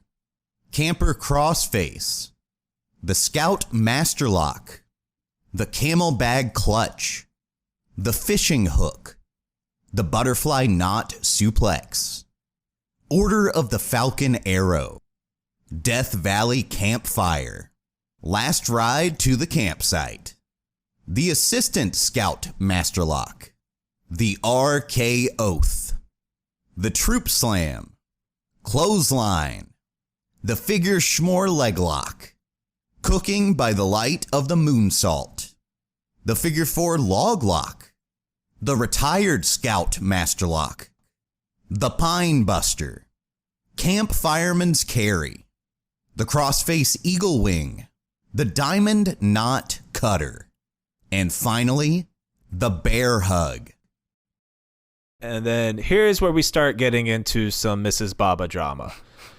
Misawa was president in 99. However, Matoku owned 85% of the company and Nippon TV owned the other 15%. So even though Misawa was running the place, he technically, like on paper, has no control. And there was a bit of a power struggle in the back as early as March 99, and Jumbo Tsuruta kind of confirmed this. And they had like professional tensions way back. Matoku didn't want Giant Baba to push Misawa when Tenaru left, like way back in 1990. So I assume he had some feelings kept up about that. Even before Baba died, Misawa had went to him on behalf of the locker room and asked him to tell his wife to like kind of fuck off and not like leave the company, because she was booking some too. And sort of their biggest fight was that Misawa wanted to like modernize and change up the style, the look, the feel of the All Japan product because sales were dipping. But Miss Baba wanted to keep it how her husband had it. So you have like one of these situations where like she does want to honor her husband, and that's correct. But Misawa also wants to like put out a new, better, fresh, modernized product, and that's also correct. You know, what do you do? Yeah, especially like the late 90s, All Japan seems very stale. And they're going back to some guys that they were big in the early 90s where it's like, hey, we need to kind of like regroup here and do something fresh and new. And at this time, New Japan is doing that. They are updating everything. Inoki's around, but he's not so much in the ring, and he recognizes that, and he's getting a whole crop of newer, younger guys and really modernize everything and leaning more into MMA and just kind of making it look a little more like that and doing some really creative things where All Japan's still the half and half ring with the All Japan logo and kind of just the same old. And, you know, it kind of even is like that way today to an extent. It still kind of looks like that. And obviously drawing much smaller crowds. So Misawa was right in these concerns right here. So when Misawa goes up to Miss Baba and goes, "I'm sorry, Miss Baba. I am for real," she should have listened. The final straw, I think, was when Misawa found out that Matoku was taking all the money from the All Japan merch sales for a subsidiary that she had set up. I guess that was like running the merch. So All Japan was making $0 from merch. Hey, Nick, you know what I would do in a situation like this? I'd say, fuck you, and I'd start my own promotion. ready to fucking go to war. Misawa went to Nippon TV and told him he was going to start a new promotion. And he said just about everyone in that locker room is going to follow me. So MTV, NTV, official sided with Misawa because what is fucking Miss Baba going to go wrestle? But they wanted to like keep it hush hush for like a year. They thought, man, Baba just died. Let's pump the brakes, be respectful. And then they were going to drop All Japan from TV, which is, is what it is. To add to this, by the end of the fiscal year, March of 31st, 2000, all the wrestlers were working as free agents because Misawa was trying to fight for raises for them. He wanted to give them new contracts. He wanted to give them full medical coverage, full injury pay, stock options, and cut to Vince McMahon literally puking his fucking guts out. He's gonna puke. He's gonna puke. And I mean me. Oh, deep down inside, I don't like that. And of course, Misawa was like, "Hey, maybe we should get some medical coverage for these guys. Let me pick up a pen to sign that. Oh wait, I fucking can't because I can't feel my hands right now." Then Miss Baba comes in. She goes, "We don't have money for that anyway. The merch sales are zero. Like we don't have anything." Yeah, we zeroed all those out. It's all negative inventory. That's some fucking Paul Heyman level of bookkeeping there. That's something. Basically what happened was both parties tried to keep the news quiet. Misawa was desperately just like pleading with Baba for her to give him his like public blessings to just go start a new company. Just say it's okay so that it doesn't seem so disrespectful. Baba had just died. Jumbo Tsuruta had just died. But Miss Baba refused. So, like, this is like a whole situation. On June 16th, Misawa led a press conference where he was accompanied by 23 of the All Japan roster. And he said after he finished his commitments with All Japan, he was out. He's starting a new promotion in August. The next day, Misawa announced the name of the new promotion would be Pro Wrestling Noah. Biblical reference, everybody get the fuck out. I am taking my people with me, and here we are. And while people behind the scenes knew all this drama, on the other side, as far as fans and most journalists were concerned, they had seen Misawa wrestle his entire career in All Japan, literally from day one. So it was pretty safe to say that no one Misawa this coming. Jesus Christ. That's worse than my, "I'm sorry, Miss Baba. I am for real." Like, thank you for doing that because it makes my joke earlier seem less worse. That was a giant bad joke. But yeah, I remember this being a big deal and going through all the magazines and all the guys that left and went with Misawa. Like, he wasn't wrong when he said a majority of these guys are coming with me because they did. They came in force and like they're all in suits. Like, we are Noah now. Like, they rolled in force with him. It's sad in a way because, he got his start in All Japan. He owes a lot to the Giant Baba. And it's something that meant a lot to not just him. It was a lot of people. It's a huge thing. And it's sad, but it's also fantastic that one of the greatest wrestlers of all time knew his self-worth. And he's like, you know what? Yeah. Fuck it. I'm the draw. I'm going to go prove it. And he did. I think it's like such a cool representation of like kind of like workers' rights and shit where like Absolutely. Stand up to the fucking ruling class, man. There's more of us than there are them. Hell yeah. Well, let's talk more about Misawa Elite Wrestling. Let's go. Come on. Let's do that. All right. So July 20th, 2000 would be Misawa's last All Japan match for several years. Weeks later, he was in Noah. They started out with 2 events collectively called Departure on August 5th and 6th. So that's cool. In the first show, Misawa and Tao lost to Kobashi and Akiyama in a 2 out of 3 falls match. And let me just say this about Noah.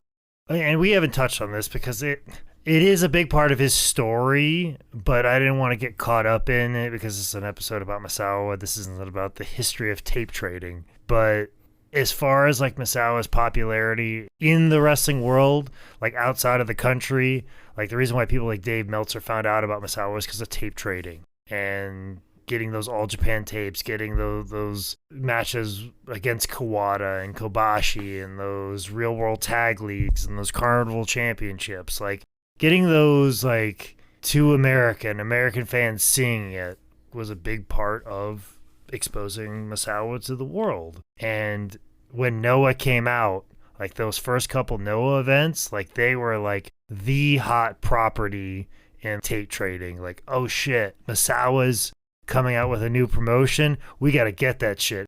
It was like Jay-Z dropping a new album and like all the Americans like, yeah, we got to get the bootleg version of that. You know, like we got to go scope that, pick that up. We got to get that. And of course, like also DVDs are getting close to being popularized and DVD-Rs, and they're getting distributed as well too. And that's another thing too that kind of happened early in the years of Noah is I don't know if somebody at Noah realized it or this is a Misawa thing or where that all landed, but they had an interest of getting into the American market, and they started creating DVDs with English commentary and also with the intent of distributing DVDs that played in America, because most people don't know that there are regions to DVD players.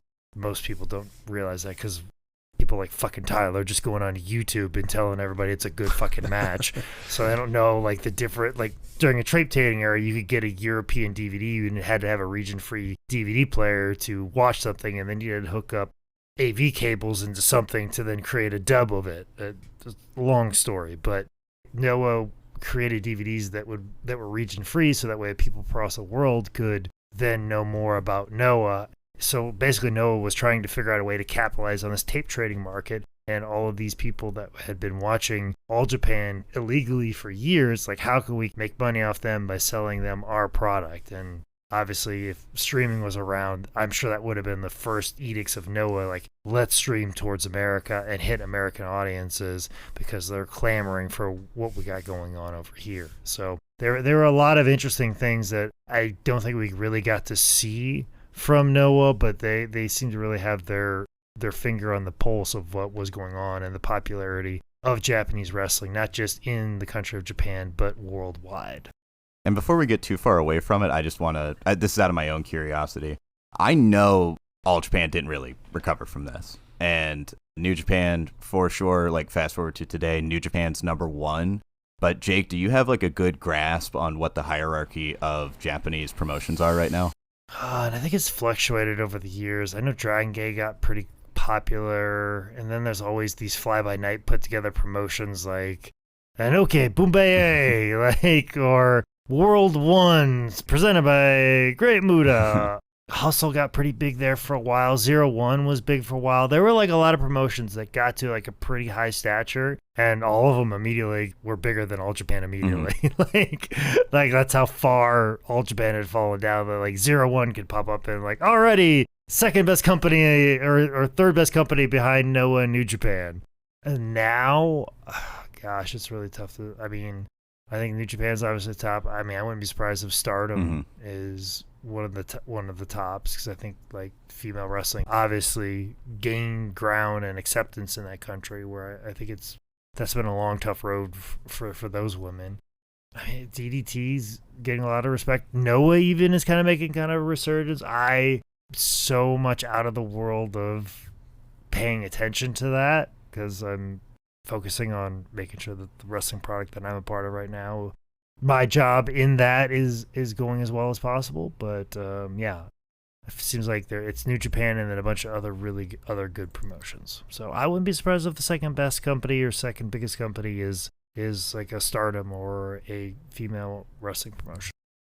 Oh, and another thing that Noah did is that very smartly, they got a good working relationship with Harley Race and brought over some of his, prize students over there, and they recognized that they needed to bring some Americans over because they recognized the popularity of that when All Japan did it, but they were doing that a lot less because it got very expensive for All Japan in the late 90s, and they were just kind of bringing over kind of retreads and the same people where no one knew they needed some younger, more exciting talent.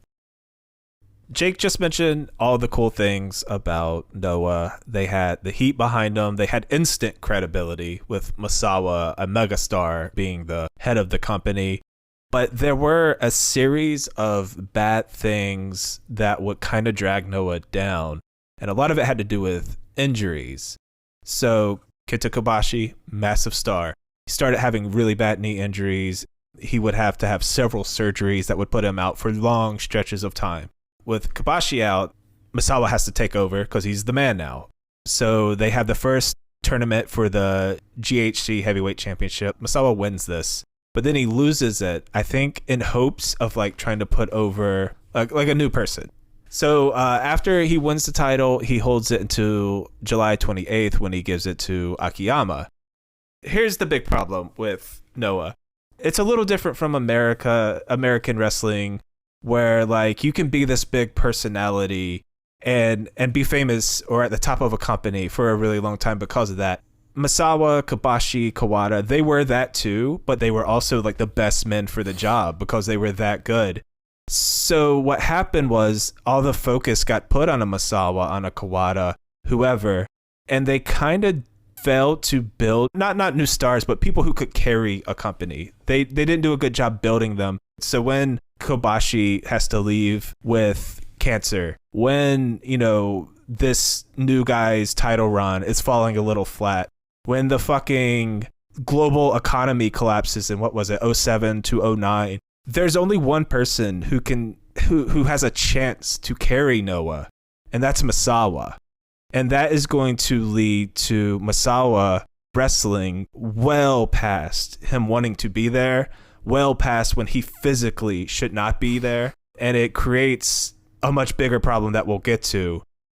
Well, and like when they started that company, they're probably like, okay, well, we need to lead with our established stars. We need to lead with Kobashi. We need to lead with Misawa. Akiyama's over here, but we need to still build up Akiyama. So like the thought process, like let's go with Kobashi, and then Kobashi gets hurt. And I'm like, well, fuck, we weren't ready for that yet. So you say like, oh, they didn't build any stars, but I don't think they were ready to at that point because they were just trying to go with recognizable stars, and there was probably like a plan to build, but now you don't have stars to build the stars. Yeah. So now there's this large vacuum. And Kobashi's, whenever he's coming back, has having amazing matches, top tier matches, but he's getting hurt and he's disappearing. And so that's frustrating. And we haven't got Akiyama up to like the level we want him at. And then we're throwing all these other guys in there. Our junior division's great, but our heavyweight division's crap. We got Americans coming over. They're great and everything, but they're not established. So we got to establish them. So it's very a hodgepodge thing, but there's some really amazing nuggets in there with like Kenta and American Dragons over there. Like you run across a Noah card and there's probably one of the best matches you've seen in months on there. Like you put a Noah show in, there's probably a match like, oh man, that's amazing. Oh man, Ricky Marvin's like, I've never seen anybody do that before. Like you'll run into some amazing matches, but it's just like as a whole of a company, there's really no identity other than Misawa. And I'm sure Misawa's like, well, fuck, we need somebody to step up and do something. I was the guy that stepped up and pushed All Japan through. I'll step up again for this company because I believe in it. And that's kind of all he knew, is that when things get bad, you step up and you're the man. Well, you can't always do that. You got to lean on people. You got to think of something more creative because this is a physically demanding thing, and physically you're going to break down. And that's kind of what started to happen. And yeah, that's why you see like multiple tag matches, multi-man matches with Misawa, just so you can get him out there and use him as a star. But you can't have him carry the load every night, but he is, and he's trying to the best he possibly can. And I respect Misawa so much for that. Jake, like you said, there were alternatives. There were other choices for it possibly, but there are so many times that we see bookers booking themselves at the top of the card to go over, not because it's best for business, but because they want the ego stroke and they want to be the person on the posters and they want to have the superstardom. But Misawa was doing it because when you looked at the paper, he was the one that drew the houses, and he was the one that had to, he felt like, put the company on his shoulders and go through, and it didn't turn out too well. Yeah. So some people are like, oh, well, that's a selfish thing. Well, it's like, no, he knows he can do it. He knows he's not going anywhere. Mm-hmm. And he knows, like, if I blow out my knee, I'll just be in the ring that night, mm-hmm. right? It's the opposite of selfishness. It's selflessness.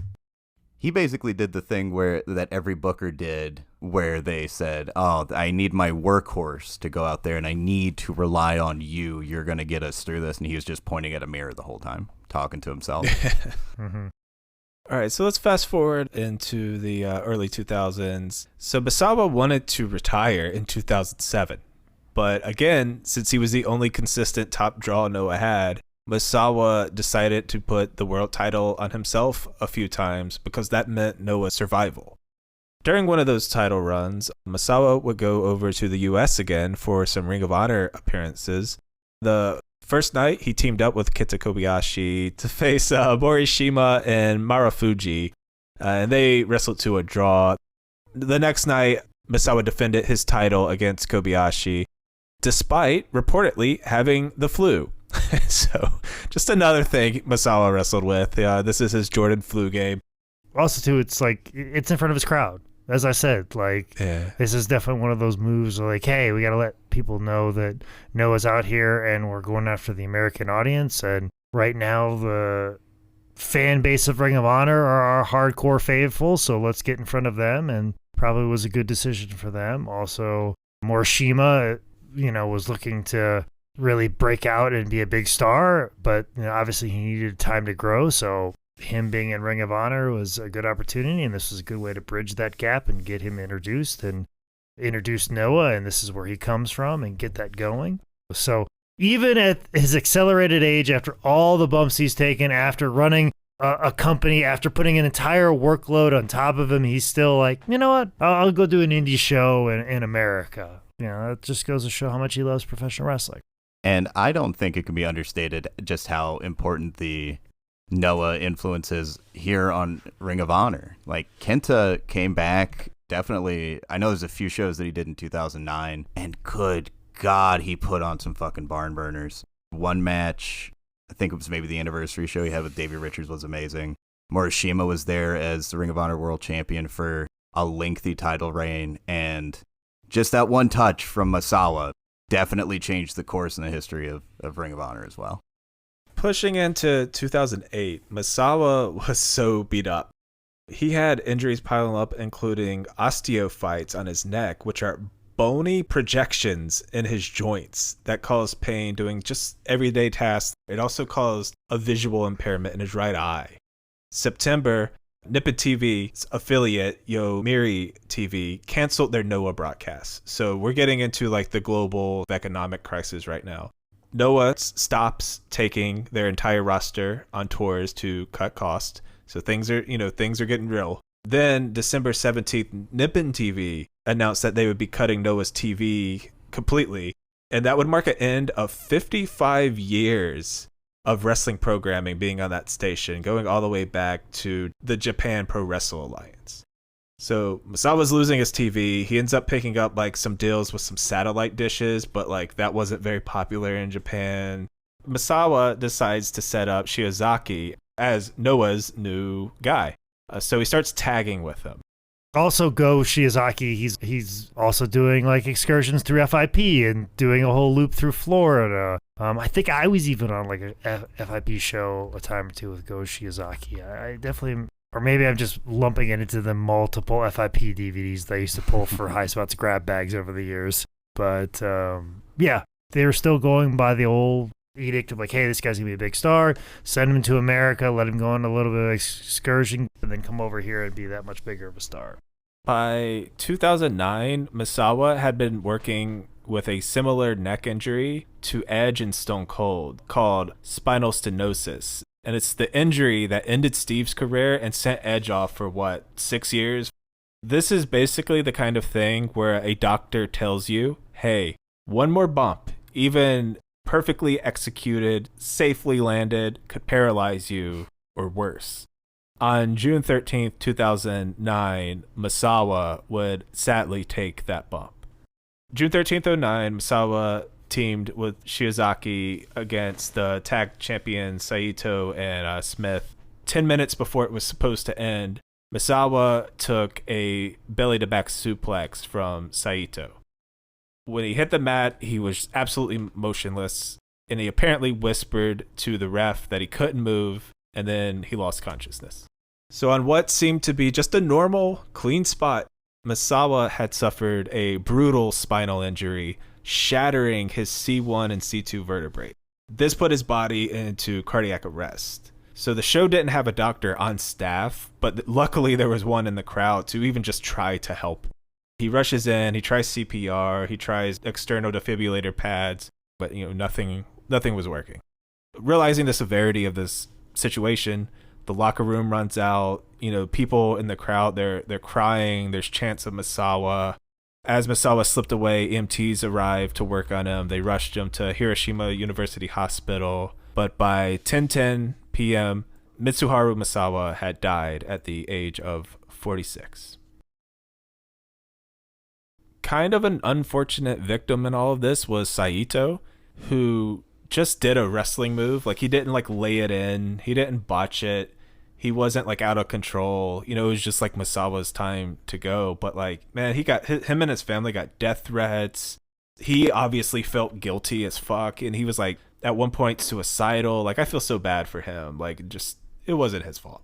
Well, even Bison Smith, who was in the match, he was a Harley Race guy. He's a foreign in this lane. He's wrestling the Legend Misawa, and this happens. And I think Bison Smith was on a Colts Art of Wrestling podcast and talked about it, how tough and weird that was, if I'm not mistaken. But yeah, Bison Smith was in that match, and then I always heard that Bison kind of took it kind of hard too.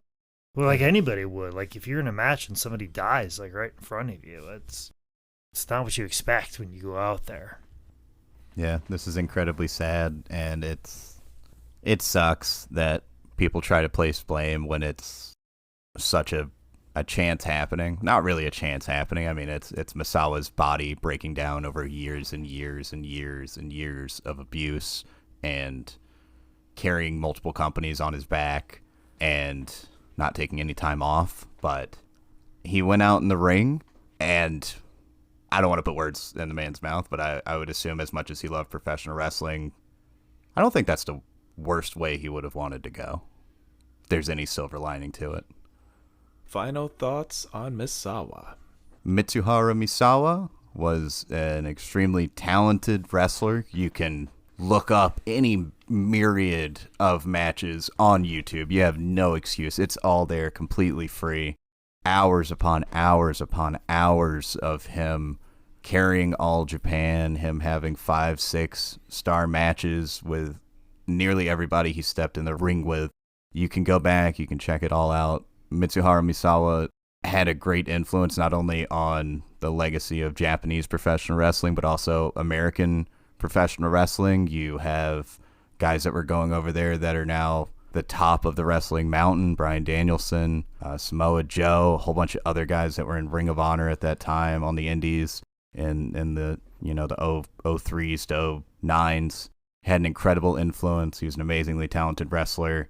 And I think it's awesome how he bet on himself. Honestly, he said, I am confident. I'm so confident in myself as a professional wrestler and my ability to deliver a great product and great stories to fans. I'm going to bet on myself. I'm going to go out and make my own promotion. And he did. And it's been a success. And he passed away too young, but we still have Pro Wrestling Noah and various other parts of his legacy that we can still enjoy.